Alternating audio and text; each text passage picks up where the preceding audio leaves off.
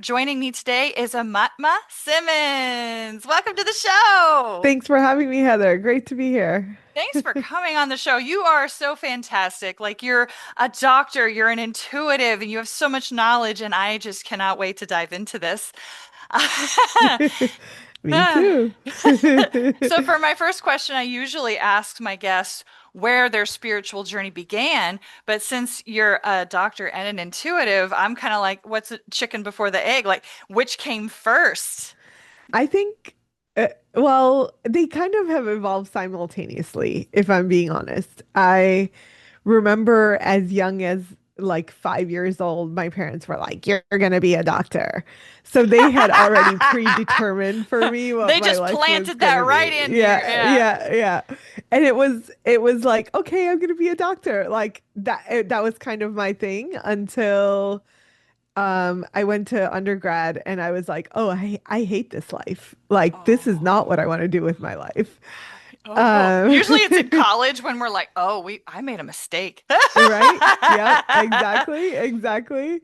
And I wanted to, and simultaneously, or like throughout those years, I had started meditating when I was probably like 12 or 13. That's like And unheard of. 12 or 13-year-olds are like, I mean, granted, I was into the Backstreet Boys showing my age, but meditating, that's I was into awesome. Backstreet Boys too, but also meditating. That's And fantastic. and like the intuitive side, I didn't even know that there was a word for that. So Right? it was just always there. And Awesome. I feel like since very young, I feel like one of my gifts was finding my people. So Ah. and I still have that. Like I have a very strong sense of like who my people are. So I can be in a room full of people and And you like zero in find the on one or two yes. people that I'm like, okay, these are gonna be my people. I'm gonna connect with them. That's Uh, awesome. That's an awesome skill because it's usually such a I look good for the skill. dog or I look for the pet. You look for the animals. You like humans. I'm not sure about you, Well, but it's like I just need to stand back for a second and figure out like, okay, who's okay with what? yeah, yeah, Yeah, yeah. No, that's awesome though that you're yeah, because yeah, that's actually hard for people to find community and find people that they can, click yeah. with. That's fantastic. Yeah, yeah, exactly. So that has been present for a long time. And they were I was probably like cultivating other intuition along the way around what what I wanted to do in my life. I remember at 18 I was like, "Oh, I had this vision that I'm going to run a free clinic." And my parents were like, "What? We are not sending you to medical school for that." You're gonna give back to the community? No, absolutely not. You better go make some money. Right, right. You have to pay back student loans for this. Yeah. Right. Right. Yeah. Yeah. So, like there were moments along this journey that I was like, the intuition was really strong. And then there have been times where intuition was strong, but I wasn't listening. And then there were As we all times do. where, yeah, where intuition was like, hey, for the doctor thing, it was like I was really drawn to psychology and religion while I was an undergrad, and I Hmm. hated biology. So I was like, 4 years of medical school, which is going to echo biology as a Hmm. major, is not what I want to do with my life. Right.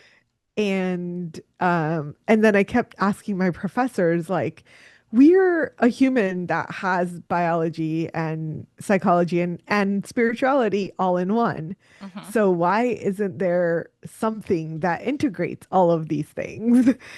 And they were like, Preach, oh, preach. oh, you're a hippie. You should move to California. Right. They're like, you don't. Yeah. Oh, I love Yeah, that. yeah, yeah. So when I found, or when naturopathic medicine found me, is what I usually say, which is I got a pamphlet at my parents' house. It would have been thrown away if I hadn't been there that weekend to receive that piece of junk mail. Right. Uh, It all aligns. and I like opened the junk mail and I was like, oh my God, body, mind, spirit, and opened the thing Right. and it was like physiology courses and biochemistry and all of this like science stuff mixed with homeopathy and Ayurveda and massage and this and Oh, that. yeah. Love And I that. was just like, this is what I'm doing with my life. Right. And and of course my parents were like, They were oh, mortified. They're like, yeah, not my little girl. not that kind of doctor. And I Right. was like, Like, not the kind where you're like in a shack and you're like mixing oils and herbs. No, right. absolutely not. Yeah, yeah. So, but it was pretty much it. Like as soon as I saw that, I was like, this is what I'm doing. There's nothing that is going to persuade me otherwise. Oh, I love that. How old And were you with that pamphlet? I was I was 22. I was just graduating undergrad. So, Oh, it was like a perfect month. timing. Yeah, Perfect a timing. month before graduation, I was like, I don't know what I'm doing with my life. Like, I Right. just am going to graduate from college and I don't want to do research. I don't want to go to medical school. I Right. don't really want to be a PA, but I would if I had to. Like, that was Mm-hmm. my backup plan. Right. And it just worked out. Uh, Like a month That's before the end, I was like, oh my goodness, like, could Yeah, it the be the universe better? proves. I love Yes. that so Yes. much. And I love the fact that like your parent like as you've mentioned a couple times your parents are like, "No." Right. Yeah. And each time you still kind of persevered like Yeah. you're like, "No, I know my truth." That is so great at such a young age because I Yeah. tell you at 18, like anything my parents said, I caved hard. So, love that for you. Yes, I think it's hard, like if parents, if especially if your parents have a big voice in your life, which I feel like a lot of parents do. Mm-hmm. My parents were like, "Oh, you're so stubborn," or "You're hard-headed," right? Like that was the response that I got. Right, right. But looking back at it, I'm like, I always knew what I was meant to do. Mm-hmm. I always knew like all of the little things that I think were intuition Oh yeah. that were like guiding me along and every chance that I had to like stick to it, I kind of did. That's Um awesome. so yeah. No, that's Yeah. fantastic. Because, some people they never break out of that. Like I just a little off story, but like there was a guy who was like he was like a fighter in the Mhm, UFC or something. I don't know. My mhm, husband watches MMA, so he mentioned this mhm. guy and he said, "Oh, I'm a firefighter on weekends or something." And they're like, "Is that your passion?" He goes, "No, I just need to do that so that my mom's proud of me." And this guy's like 40 years old. And is an MMA fighter. Right. What? He's a great MMA fighter. He's like winning championships. And he's just like, yeah, I volunteer firefight on the weekends. And they're just like, oh, is that like your passion, your side thing? He goes, no, I just do that to make my mother proud. And I'm like, Wow. right? Yeah. Some hard Yeah. programming there. So no, I'm Yes. just picking up on that like that's huge that you stuck to your true path. Like, yeah, no, I love that. That's so Mm. fantastic. Um, So, what would you say is your biggest hurdle with combining? Like, we've kind of touched on it a little bit, but like combining the science and the spiritual, it is getting more accepted now in present time, which is wonderful. Most people turn to Ayurveda, and you did touch on that. I'm not sure if you do Hmm. Ayurveda, like Yeah, yeah, I yeah, do. and that's awesome. And so I guess in the science community or on the science half or on the health half, like what is like the biggest hurdle to get people to trust the spiritual side of it? I guess Hmm. because it's like, oh, you do the psychology part, people acknowledge that. You do the body part, people and science Hmm. part, but the spiritual Hmm. part. I'm just curious, like, do you run Yeah. into issues with that?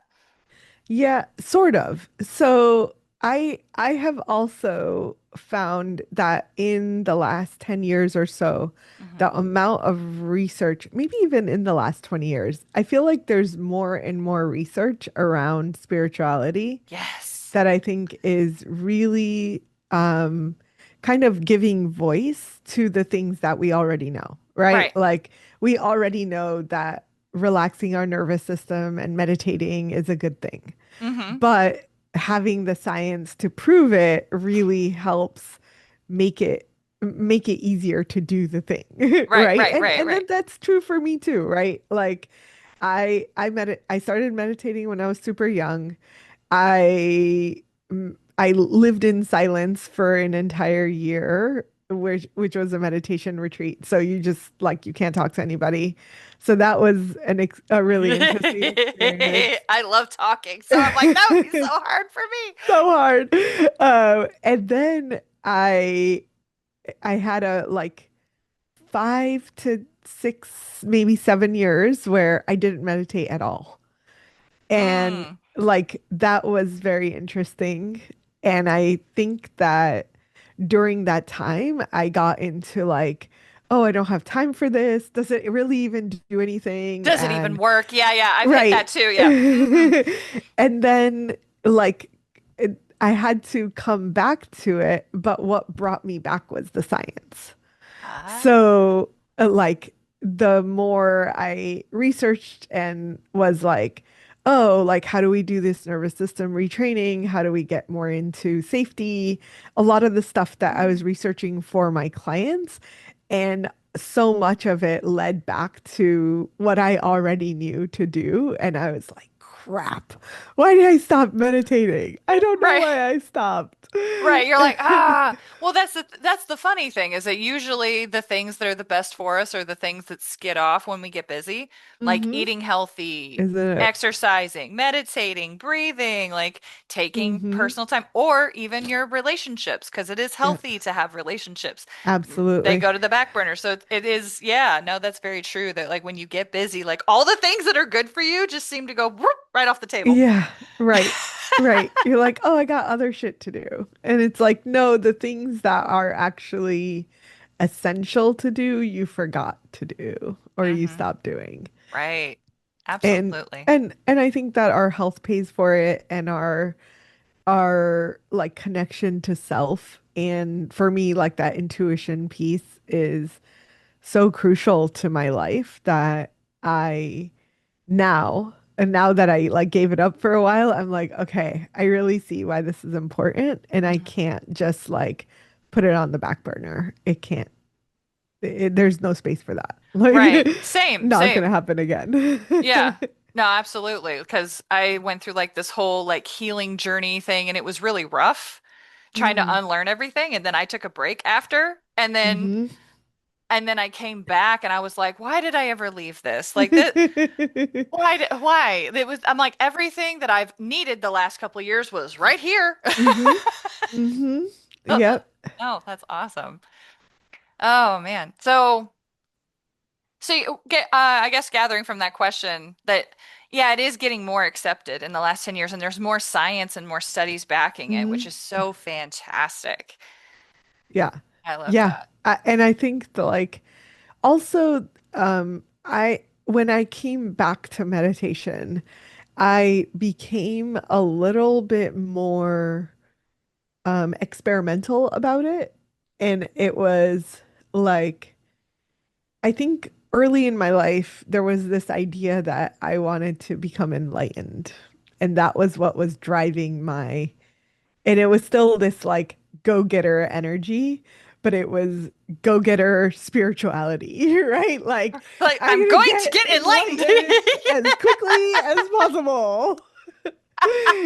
And it was in my 30s when I took that pause. And the 30s were like actually a little bit of disenchantment of like, maybe Ah, there's no such thing, right? Like, there's a lot of teachers out there that are maybe or maybe not enlightened, but I don't think that it needs to be such a fierce goal.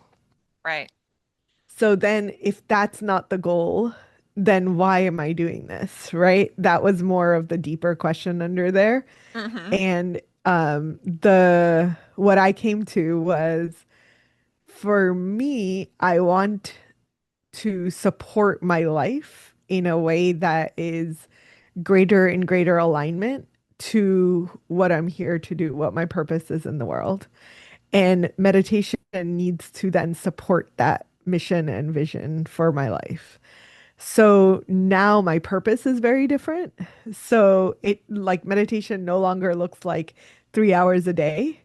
It is 20 minutes a day. Right. And that is a lot of freedom, A. But B, like I can see how the meditations that I choose are different. The Mhm, the intention that you go in with is different. mhm, And I've become very experimental about like, did it get the outcome that I wanted? Right? mhm. Like, is this meditation fulfilling more of this mission and vision in the world? Yeah. And it's serving, it's like it's elevated like how much better I feel like I'm showing up in the world Yeah. when instead of like beating myself up that I'm not enlightened yet, it's more like I'm Mhm. just more present and Right, right. Like I'm here, uh, I'm living life. I'm not like, why am I not enlightened yet? What part yeah, of me do I need to heal and strip out to like get to that yeah, part? Yeah, it's yeah, not so intense. hmm It's much more light and intentional in a weird yeah, way. yeah, Yeah, no, I yeah, love that. That's fantastic. I love that yeah. you came to that conclusion and oh, that's so beautiful. That is so because we do get caught up. It's kind of like the religious equivalent is gotta get to heaven. So I was like, the religious equivalent is that, Yeah, but it's like, no, you can still show up in the world as a spiritual being. Because, I mean, we're not perfect. We're not yeah, supposed to be perfect. hmm And so that's kind of that whole enlightened thing is trying to find, yeah, at least some people, not everyone, but trying to find yeah. that perfection, I guess. Yeah. Yep. Yep. And I think that was so much of, yeah, that I think that resonates for me in my early life was like, I gotta be perfect. Everything's gotta be perfect, you know? Right. And like so much of that was coming out of control and the need to be successful Right. and like in the spiritual realm, ultimate success looks like enlightenment potentially The to a gurus, 14-year-old. Yeah, right, right, right, right? right. The Dalai Like Lamas, like, yeah. right. That's the only Yeah. way to be taken seriously, right? Okay, so yeah, so I think, it's really easy to get into this like idea that we need to be some kind of way or that spirituality or whatever your path is that you choose that you have to be perfect in it. Mm-hmm. And I Oh think that yeah. that's something that I see in so many of my clients. So I often am like, I need to work on my shit so that I can support other people in their Mm-hmm. journeys. Oh yeah, absolutely. And it's so true. It's in everything. And actually that almost segues perfect into kind of my next question is like um people operating out of fear and Mm, kind of dressing it up as intuition because they have this hmm fear of making the wrong decision, the fear of something bad happening, the fear of doing the wrong thing. So can you speak on that a little bit? Yeah, I think fear is a really beautiful protector for us. It is the energy that is trying to keep us safe, but that safety is often not going to lead to the life that we want to live. Right, Yeah. right. So I think that for me, and I think intuition and fear get mixed up a lot because we often our instinct is protection. How do I stay safe? Right. And everything in your physiology wants you to be safe. And in some places, that instinct is beautiful. If you're walking down the street and you see some guys that don't look so friendly walking towards you, and you're like, oh, I'm gonna pop into the shop real quick, Right. that's good instinct. Right, right, right, Uh, right. but it does not apply when that is what's driving your life. And Yeah. and so my major life's work for the last 20 years has been around fertility and helping couples to get pregnant. So Which is when fantastic. Like you're like, I'm gonna help people make new life. Like yeah, that's it's fun. amazing. Um, but on that path, what I see a lot is women who are in their like fear element, Mm. and it is driving all of their frenetic energy. So Mm. it's like, oh my God, I'm 35 and my doctor says I can't have children anymore and I need to do IVF. And like Mm. all of the fear that's driving their decision making, Mm-hmm. which is only sometimes going to get them to the goal that they want. And Right. often they're not going to be, because they didn't work on their stuff in the process, they missed out on this opportunity to look in the mirror and be like, "Oh, how do I want to show up in the creation of my future child?" Mm-hmm. Um, Because your but intention behind it matters. I mean, yeah, obviously you want a kid, but also like whatever energy you're using in that creation is, yeah, that does set a tone. yeah, and we're not as aware of it, and there's no research on that. So, uh, Of course uh, not. so it's really like when we're driving from that place, I think that we don't often make the best choices, and we can be easily led down paths that would be not aligned for us. And I like Right. every day I have people messaging me like, "Hey, I don't really want to do IVF. This is not in alignment with who I am. I don't even take medications, pills for anything. I Mm-hmm. don't even take like Tylenol for a headache. But here I am like pumping myself full of drugs. Do you have another option?" Oh, that's so And heartbreaking. it's like, because we think that this is the only path, and because we're in that fear mode, we're not open to the possibilities of what the world has to offer Mm-hmm. and what is out there. And I'm not saying I'm the only thing out there. There's so many avenues to Oh, yeah. have to support and have a healthy family. I think if you said So you were the only other option, then I think you'd be just as bad as the the medical I'm doctors that told her she had to the have shots. best. Right. I am the perfection. I am Yeah, no, not at all. And I yeah. think that even the people that I talk to that will, that are like seeking out support, and I'm like, Go listen to your intuition for a little while. This is not a Right. sales pitch. Like, Right. go follow your intuition. Talk Mm-hmm. to some other people and see where your intuition wants you to go with it. And they're Right. like, "But how do I know if it's intuition?" And I think that for me, there's two. One is that intuition feels a little scary, not safe, right? Like it's a little like it's pushing you just enough out of your comfort zone Uh-huh. where there is the possibility of growth, Yeah. and yet you feel excited, right? Right. So you can Okay. like Yeah. oh, oh yeah, that would be so cool and I like this idea, but oh my God, is it going to work? Mm-hmm. Right? Like, and that's a good healthy place to be. That's awesome. I love that you put it that way because when you first said like, "Oh, it's a little scary but not safe," I was like, "Hold on, hold on." No, I love that. I love the way you put that. That's perfect. Yeah. It's Yeah, scary, thank but it's you. exciting scary. It's not Yeah, the, "Oh, you're just gonna go out and pet a bear in the right.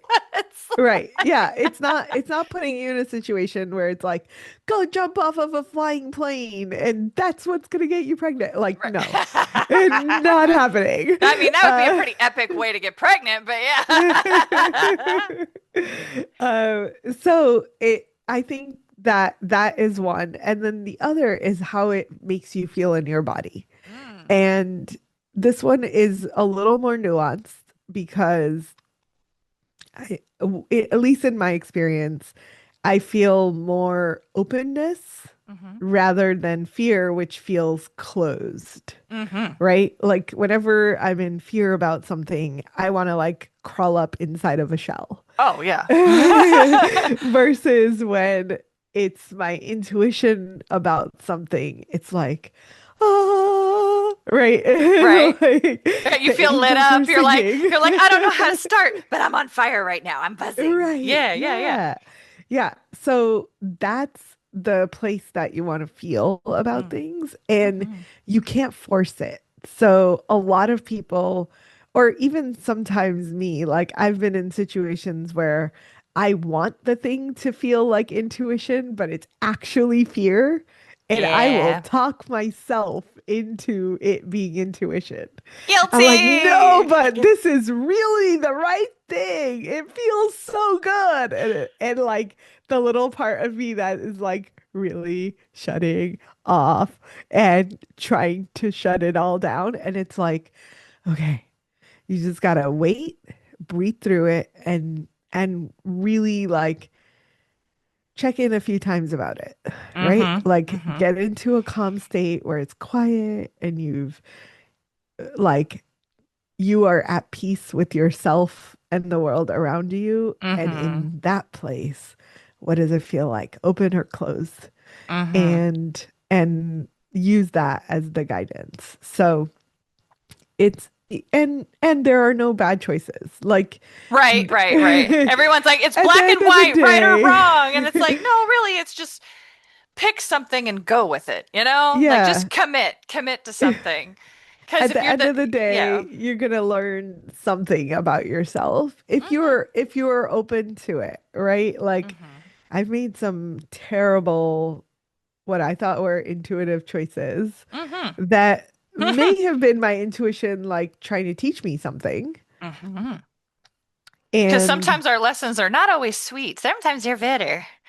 mhm, yep. And they were some hard lessons, but it is still like I can still walk away from it and say, I'm good. I'm whole because I did what I knew to do best in that moment in time. Yes. And and in the future, my new experience will teach me differently, and I might make a decision differently. Mm-hmm. Um, so also remembering that, I Right. think that it's the only problem is when we shut it all off. Right. And Right. and I see this very often in the fertility world, unfortunately, because so much of the ecosystem is housed in fear around our age. Our fertility is going to drop off of a cliff. It's our egg quality. It's this and that. Mm-hmm. As women, I feel like fertility is just always the the thing that's getting attacked. Yes, And yes, absolutely. Well, we're meant to create, and so yes. it's kind of this like if you're not creating the way you Hmm. should be, quote unquote, should Hmm. be, then there's just Hmm. all this energy about it. Yes. Yeah. And everyone has something to say. Hmm. And and Even with the it's best intentions, they have something to say. mm-hmm. They're the Yep. sweetest people, Don't but I know but it? I'm like, you can just keep all that. Yes, like keep it to yourself. I don't want to hear it. Hmm. So, yeah, I think that we really do we have it within us to guide our lives, and I think the like unfortunate piece when it comes to fertility or like the world as it is, sometimes it's really easy to get into fear mode. Hmm. And and it's not like I'm not better than anyone else. I get into that mode too. Hmm. It's just important to recognize like, oh, that's activating my fear mechanism. Hmm. And my response is, thanks for keeping me safe. But if I was safe, what choice would I make? Right. Right. And Right. often I that love is that. like, cool. So like the safety is so important. I just did a whole TED talk about it. Like the safety of our nervous system is what determines whether it's okay to reproduce or not. So Mm, anytime mm. we go into unsafe territory, our body is getting the message that it's not safe to reproduce. Ha ha ha. Ha ha. Wow. Right? That's Super so, cool. I'm like, that's so powerful and so true. Yeah. Wow. I love that. So, and that's the same about birthing. So I've talked to so many midwives that will say the same experience, right? Like the best place for you to give birth is where you feel the most safe. Hmm. um, and where you can create an environment that feels safe to you. Right. So for some people, that might be the hospital. For some Hmm. people, that's the home. For some people, that's their parents' home, whatever. Right. um, your childhood room, you take it where you will. Right, right, right. Where, Uh, yeah, no, I love that. it Wherever you it feel like the is most grounded. Yeah. right. Yeah.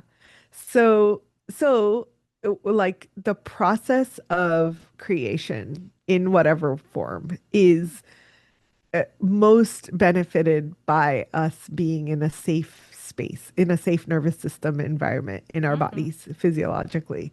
So, and every time we get out of that, it's really hard to create. That's Yeah. creating new life, creating new businesses, creating new whatever you Right. want to bring forth into the world. Oh, I love Um, that. I love that so much. yeah. Yeah. No, yeah, I have the same thing like because I'm, pregnant right now and about to give birth, and my doctor's like, "Oh, well, we could induce early because there's been studies that show this, or we could do this, or we could do this." And I'm like, "No, I'm good. I'm good. Thanks. Like, thank you, but I'm Mm-hmm. good." Because I could Yeah. tell her energy in it is kind of like there's a little more fear there. Mm-hmm. Yep. And, she's just my doctor trying to get me safe. And that's wonderful. And I appreciate her for that. But I have to, Mm-hmm. like, in the room, be very like, does that sound right for me? I'm like, nah, I'm good. Right. And Yeah. sometimes she looks shocked by how, like, I'm just so chill about it. Cause she's like, but I just told you all of these things. I'm like, I'm good. Yeah. I'm like, I'm not Yeah. against your medical advice, but I genuinely feel I'm good. Like, Right. Yeah. Yeah. so yeah, no, And I love it. it's so important to follow that, right? And so many of us get sidetracked into not following our own guidance because someone else more experienced, knowledgeable, expert is telling us something else. Right, right. And that also goes the other way too. Like for me, it's more like I want less intervention. That's also the other way. Like somebody, they're like, no, I want a natural birth and no medical intervention, none of Mhm. that. And they do that out of fear because they are afraid of the medical world. And so Right. then they say no to everything that they actually kind of need. So there, Right. it goes both ways. Like Yes, I told, absolutely. like I told That my fear doctor, can, yeah. yeah. I was like, I'm granola, but I'm not that granola. I'm like, I will listen to you. It's just, I'll still follow me. Yeah. But no, you were saying with creation, that actually, again, segues into my next question, which is perfect. Because you were talking about body signals that entrepreneurs can use to better their lives or to move in their Oh truth. yeah. And so you were talking about creation, creating life, creating businesses. So I'm like, perfect. Yes. All right. Yes. Yeah. So from the entrepreneurial side, I think it's I don't want to take like too much of our time with it, but Hmm. we have a few minutes. So Yeah. um it's following the rhythms of our bodies Hmm. is part of the intuitive process. And when we are in like each part of our menstrual cycle essentially is a different aspect of what we are going to be most aligned with doing during that period of time Yeah. as a female bodied person. Yes. Yes. And I think that the other pattern that I've seen and like have been exploring is that we are our lives and businesses and work and literally everything is created around the 24-hour clock, which is the masculine male clock. I preach this so hard. I love so much Yes. this. Yes. And if we wake up out of this and we're like, oh, maybe I'm burnt out because I'm living on a clock that's not mine. Uh, and so during the menstrual phase, that's I call it the winter. It's easy. I feel like it's easy to remember as a season. Yeah. So winter, we go inwards. We're doing more reflecting. We're maybe doing some strategy, but we're not Doing a lot, planting anything. doing more sleeping. Yes, yes. Hibernate, eat some good food. Like that's your life for the winter. Hmm. Then after winter is spring. So the week that is the follicular phase is essentially what's happening in physiology is that your body is creating the potential for uh, conception to happen. Yeah. So that We're building up. potential, We're building up to yeah, that. it's building a lot of follicles, and the process of that is actually releasing the superpower hormone called estrogen. So, estrogen essentially is the hormone that has you connect and be amazing and feminine and magnetic and like bring it all in, right? Like Yeah, that plant receiving. those seeds, Yeah. plant the seeds. Yeah. And then the ovulatory phase, again, estrogen's still high. You're kind of in summer. It's the peak energy. You're gonna get tons of stuff done. It's like a really good phase You like to, people and you want to socialize.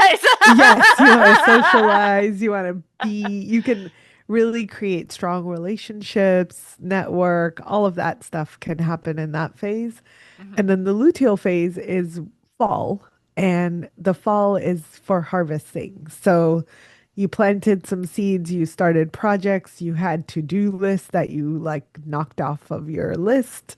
Yeah. The luteal phase is kind of wrapping it all up and like starting to conserve your energy for winter. Ah, yeah, yeah, yeah, yeah. And I think that what I see is that when we're on the 24-hour cycle, we have no reserves, Hmm. right? Hmm. We don't actually build reserves. So Yeah. when we forget that, oh, like I really need to do some conservation of energy to get ready for what's coming, the Mhm. winter is Right. going to come. The winter is coming. Right. It It's like that is 2 hours at home after dinner is not a long enough winter. no, no, it's really not. So, like, thinking about that last, like, few days before your period as the time to be intentional in slowing down, conserving, and saving up really sets you up for a good winter. Um, Oh, yeah, like taking projects off your plate, setting saying your no to things. Yes. Yeah. Oh, yes. Oh, I love that. So that's more like the luteal phase, I guess, is what So you're not the entire luteal phase. It's like early luteal phase, you're still in super peak energy, right? So, and it's kind of like early fall. It's Yeah, still super active. You're right. doing a million things, like got to do this and that and that and that, and you're still doing. You're just But finishing you up. know that the winter is coming. So Yeah. you're like, let's wrap this all up. What do I need to get done? What do I need to get off my list? And before I take a break, right? Before Yeah, I like shut it all off. And you don't like people are like, I can't do that. I still have to go to work. I'm like, right. that's fine. You can Right. still energetically shut it off. And Yeah. like one day we will live in a world where businesses align with female cycles. I want that so bad. Me and my girlfriends talk about this all the time.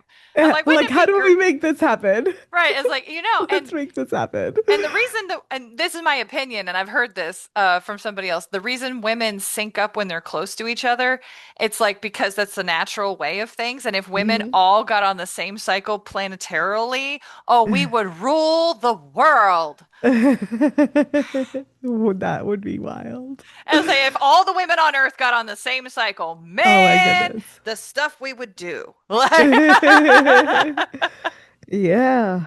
no, I Yeah. love that. No, that's so powerful and so important. Like, okay, like late luteal phase, like this is when you start conserving. I love that. I've been like writing it down. I'm like, late luteal phase, say no. say no, set boundaries. And Yes. that's the part of the cycle where we're most challenged Yes. because we as women are taught to be people pleasers, to say yes to everything, to do everything for everyone else before you. So during Preach. that phase, yeah, during that phase, we're like, oh my God, but that just goes against who I am. Right. However, like the skill set is in learning how to say no, learning how to have boundaries, learning what's aligned and not aligned for you. Hmm. Um, I last week I was in that late luteal phase and I had every night was a party. Oh, Literally every night for a whole weekend. 3 days in a row was a birthday no. party. Oh, no. And I was like, I know this is the part of my cycle where I normally be conserving energy. Hmm. And what was interesting for me was like, it was still aligned for me to go Mm. because I get very infrequent girl time. It was all of my girlfriends, like all of my favorite Oh. people Okay, so were it wasn't gonna like a be child's there. birthday party where No, no, no. Oh God, no. Oh God. I was like, oh my God, I cannot imagine going to Nope, three children's that's birthday parties. oh no, no, that would have been like, how about you go to one? How about I just drop him off? Can we do a drop off thing? Right, right, right. So yes, I would have gotten myself out of those very fast. But these were like my friends and my Yeah. like it was a lot of girl time and something that I've asked for and wanted forever. So I was like, this is actually the most aligned thing. Like, Right. even though I'm consuming energy and I know that I had a few more days before my period was onset. And I was like, okay, I'm gonna like take things off of my calendar during the week to conserve energy Hmm. so that I can do like what it is that I want to do, which is filling my cup with girlfriends. Yes, I was just saying when I go out and have a drink and really good food with a girlfriend, I that is like the most energizing thing. It Like is. it sounds like it would be draining, but it actually like because when I walk out of there, we're both like, "Yay!" Like Yeah. we, I don't know how we do that as females. It is Yeah. very interesting to me how like some people have a social battery that drains out, but when Hmm. girlfriends are together, our social batteries fill and then Hmm. stay full and overflow when we're hanging out with people we genuinely like love and adore. Like, yeah. Yeah. Yeah. Yeah. It's because women, the fastest way for women to increase oxytocin is in groups of women over a shared meal with good conversation. Perfection. So, I was like, preach. I'm gonna say we're gonna put oxytocin. that out in the world. Like, I love that. Yeah, oxytocin is probably my favorite hormone, and it is one of the fastest paths to safety. So Ah! when we think about like nervous system regulation and how do we get into space and all of that, like women are designed and meant to be in communities of women. And when we do that, we are able to support our safety mechanisms. I love this so much. I love this so much. I'm like, shout it from the rooftops. Oh, and it's kind of funny. It kind of answers that age-old question, why do girls always go to the bathroom in groups? This is why. Because it's It's safe. Yep. it's the quickest way to safety. Yes. I'm gonna put that on a t-shirt or something. Like I love Yes. that so much. Yeah. Oh gosh. Do we have time for one more question or are you Probably. Yeah. We could do okay? one more. Okay. What does leading with silence mean in practice? And I how can think we use that's it a, to, is that this winter thing we're kind of talking about a little bit? yeah, I think it is a lot of this, like what we've been talking about, which often like silence in most spaces for women has been like we are silenced, not choosing silence, right? So Ah, for me, the leading with silence is actually the reclamation of that word and the energy behind it. And mm, how do we? support our intuition more actively. And part of that, it's not all of it, but part of that requires silence. So Yes. part of what we get in community, in talking, in like deep conversation is going to be like safety and support, but what we get in silence is intuition. Mm, So stepping into silence actively and actively choosing it. right. And I've heard there's some really beautiful leaders that talk about silence and they use it very differently. They're like, oh, I'll like I was listening to someone who was saying it in the context of sales. And he's like, I make an offer and then I shut up and I say nothing. And the silence is going to allow the other person to process whatever they need to process and then decide if that's what they want to do.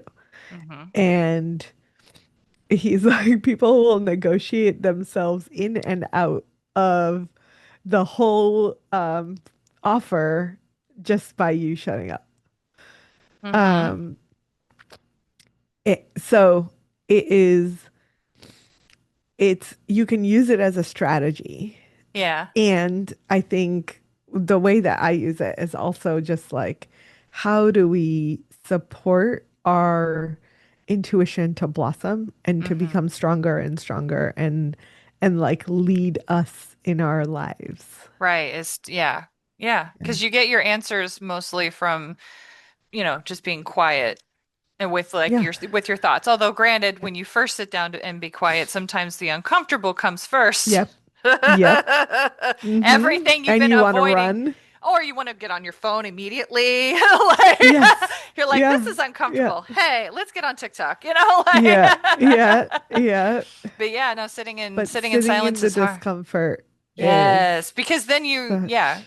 I mean, if you do it intentionally, of course, you can kind of be like, okay, why is this something bothering me? Or why is this something that's on my mind? Is this actually Mhm. my problem? Or is it Mhm. like my cousin's problem that called me and wanted me to ruminate on her thing? Like, oh, it's not mine. Okay, never mind. I can shuffle that out of my out of my thought process. No. Yeah. So when you say leading with silence, because when I saw that on like some of your info, I was like leading with silence, like, but we women are silenced so much, and you did touch on that. I was like, Yeah. so I was very intrigued by that for because usually in the woman space, we're like, no, speak up, say something. Speak up. Yes. So Yes. the fact that you said leading with silence, I was like, ooh, I'm very intrigued. Yes. Yeah. And I think it is like we've been so taught that the power is in the word and speaking and making ourselves heard and like having a seat at the table means you need to do XYZ. And I've found that when we it's both and it's not like always speak and it's not always shut up, but Right. you're the silence allows you like the more you're comfortable with it, Mm-hmm. the more it allows you to kind of step into where people are unwilling to go, right? So you're Mm-hmm. leading people into the questions that no one is bold enough to ask, or the things that people don't want to say, Mm, is often going to come through listening first and being in the grit of the right. discomfort. Yeah. No, that's and it's funny as we're like talking about this, I'm reminded of something my grandfather said many, many years ago, and he still stands by. He goes, "You learn more by sitting there and saying nothing." Yeah, Cause, exactly. 'Cause he's notorious for just sitting in his recliner in the corner and just watching all of us just yak away. Yeah. Yep. And Yep. literally at the end of the day, he knows everything about everybody. Yeah. Yeah. And he didn't say a thing. He just sat there watching us all yak. And so yeah, no, that There's so so much wisdom in that. And I yeah. think that it we sometimes as women have because we were silenced for so long as women and because it wasn't acceptable and like nobody like I don't know about you, but I grew up with the shut up and don't be heard. Girls don't Ch talk. Children are to be seen and not heard. Yeah. Ah, the Yeah. anthem of my childhood. Yeah. Yeah. So all of that kind of lends itself to like, oh, this is not something I want to do, right? Yeah. So then we But go I hard think the other there's way. so much power in it.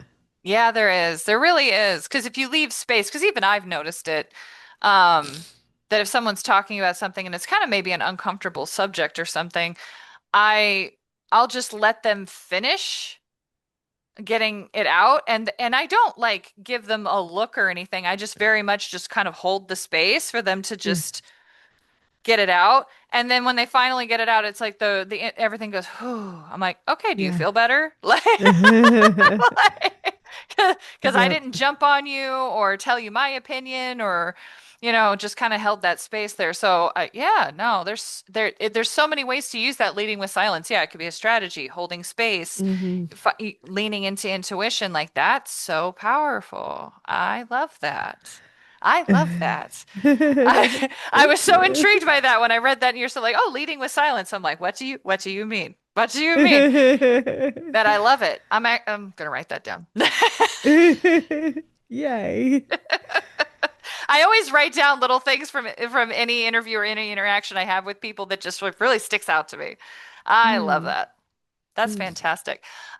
Well, do you have any last minute messages for my audience? Because that was all of my questions. I was gonna say you're fantastic and such a vast just bucket of knowledge, and you're just so eloquent and you phrase things so beautifully. Do Oh, you have any thanks, last minute Heather. message? Uh, no message. Just like step into your intuition, follow it, listen, and find your tribe. Like find the people that make you light up. I love that. That's awesome. You're Oh, thank you so much for coming on the show today, welcome. everybody. I hope you enjoyed the show. Thanks for tuning in. We'll see you all next time. Bye.